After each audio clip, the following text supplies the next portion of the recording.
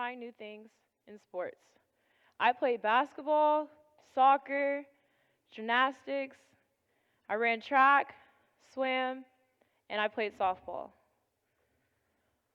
Softball was a sport for me where I felt very passionate and very influenced. When I was hitting a ball out the bat, hearing the crowd go wild, catching a ball in the outfield when runners are on base and there's 2 outs, throwing a runner out on a steal. I loved it all. With playing softball for so many years, I just loved to be influenced by the people who were around me and the people who would influence me to be better. I started playing softball when I was 8 years old. When I was playing softball, I learned how to develop my skills, and with learning how to develop my skills, I noticed that the more and more that I got better, I had to notice the more problems and injustices I had faced. As an audience member, I want you to imagine a black girl walking into a national tournament at the age of 16. Hot Utah sun beating down on my face, dry, thin air, and college coaches everywhere. As a person, I felt out of place. I felt like an outcast, and I felt alone. Imagine feeling alone on a field with hundreds of people around you, knowing that you had to perform, knowing that you had to show up and show out, but then understanding that you had to be the greatest. You had to be the best to receive the same effect that the other girls had on those college coaches. The feeling that I had when being on that field shouldn't have been the norm for me, but it was, and that's just how it will be. Now, as an audience member, you may ask yourself, Zafirah, how did you not know that you were playing a predominantly white sport? And to answer that question, it wasn't that I didn't know, it was just I had to block that out to excel. The first time I remember distinctively feeling different and being called out because of the color of my skin was at a softball collegiate camp in Utah. Now remember, at this moment in time, I am 16 years old. So I get into my catching position, and the college coaches were timing all of the catchers' pop time from throwing home to second base. I felt very nervous, afraid, because college coaches, that's a big deal. But I get into my position, and I get ready to go in because I was determined to showcase my skills and excel in the college world. I threw the ball. I had a perfect throw. The time I heard was 1.9. Wow, that's a really good throw. For me, I was really excited about this throw. I felt pumped up. It was one of the fastest throws I have heard with all the other girls. But the coach's response to my throw was, "It needs work, not good enough." Why did this coach feel the need to comment on my throw when he didn't comment on anybody else's throw that had had slower times than me? But I'm used to that. So I went home and decided to look up on the internet what the fastest throw was. The fastest time was 1.8.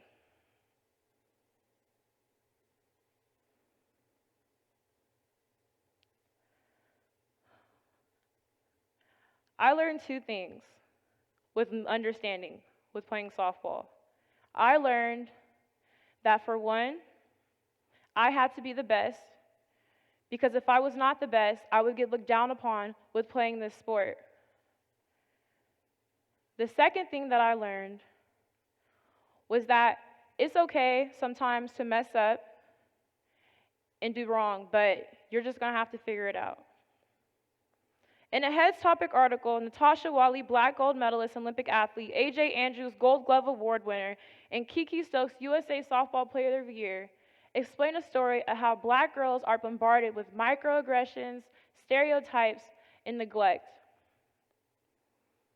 Andrew quotes, "In a sport as specialized as softball, and where each position requires a unique skill set, these stereotypes mean that many black players are shunted into specific roles without any opportunity to branch out. What is the reason why there aren't a lot of black pitchers?" Andrew further explains that seeing a black pitcher in softball is equally as astonishing as seeing a black quarterback in the 70s. There is no explanation as to why, other than pure racism. Now, as an audience member, you may ask yourself, what is this Andrew saying? If you were to look up the word shunt on Google, the definition would be to be pushed or pulled. So Andrews is exemplifying that black women who play softball are pushed to play a certain position instead of having a choice, like most athletes. Black athletes are forced to. Kiki Stokes adds that because I'm black, I must be an outfielder. Because I'm black, I must be the best player on the team. This pressure that black athletes have to endure and deal with causes self-doubt and trauma. Black women, black athletes have to navigate differently and deal with more challenges through the sports world and when it comes to being in this world. Sports are a microcosm of the outside world. Because sports are a microcosm of the outside world, the economic racial inequalities that exist in our society are also reflected among the athletes. Now, let's further our talk into other sports, such as gymnastics and tennis. Gymnastics is a sport in which individuals have to perform acrobatic feats mostly to demonstrate strength, balance, and body control. To be able to participate in gymnastics, you have to be willing to spend at least $300 to $400 a month, and this is not including tournament fees, equipment, extra practices. Because of this, it pushes out lower class families and people of color. But I would like to mention someone who decided to push past these barriers. Her name is Simone Biles. Simone Biles is the most decorated gymnast of all time. She had took people by surprise since the beginning, with holding the title of being a 7-time U.S. all-around champion in the Olympics. Simone Biles had also been a champion within the five balance beam champion. Within all these achievements Ms. Biles has accomplished, she's still dealt with many travesties and issues because of the color of her skin. At the age of 16, Simone Biles participated in a 2013 World Gymnastics Championship in Belgium.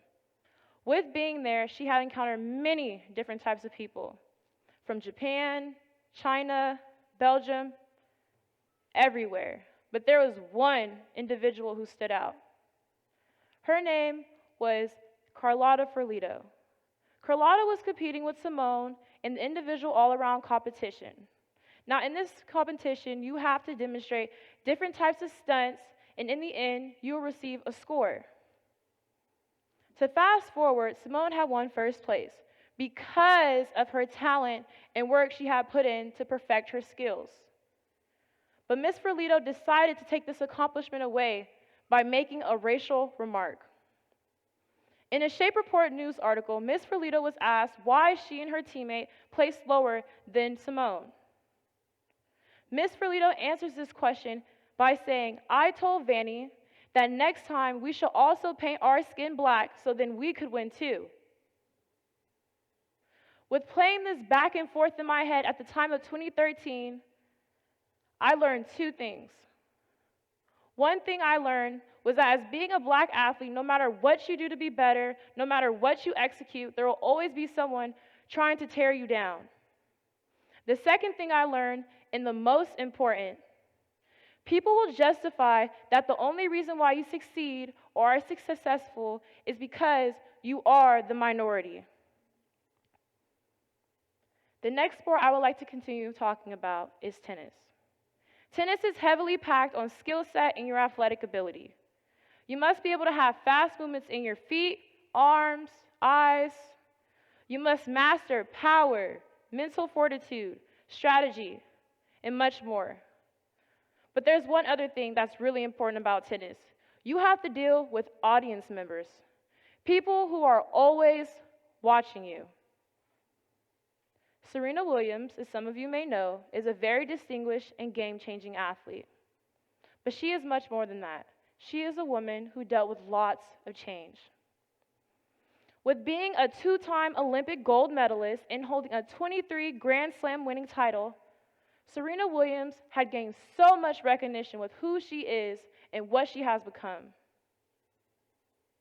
With holding this important and amazing impact on the world, it had brought on so many positive but negative things in her table.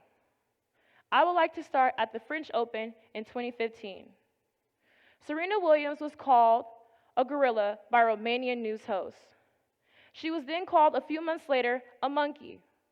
And this person mentioned that Serena Williams looks like a monkey at the zoo with the red butt.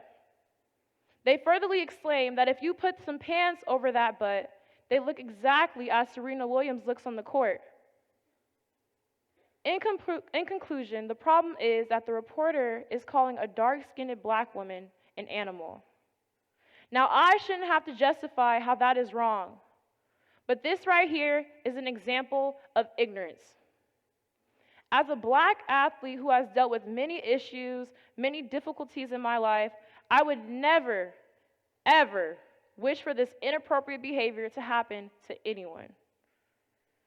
Here are some ways to make a change to this malice behavior. 1, be an upstander.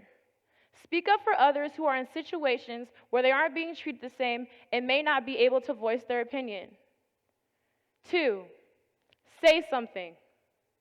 If you see someone with any type of racial or ignorant habit going on, don't just sit there and watch. Take initiative and do something. 3, justify your judgment.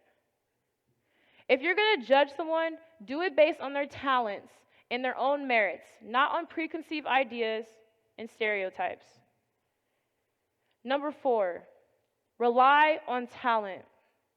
Don't pigeonhole people into certain things just because of who they are and what they may look like. Next year, I will be attending an HBCU, Howard University. This will be the first time in 12 years where I will be on a team where a majority of the girls look like me. The feelings I had of feeling out of place, like an outcast, are feelings I don't think I will experience anymore. While I am very excited, I question, why do I need to play at an HBCU to not feel alone with playing a sport I love so dearly? I look forward to the day where girls who look like me are free of stereotypes, embraced for their skills, and accepted for who they are. I am a triple O, outplayed, outworked, outcast.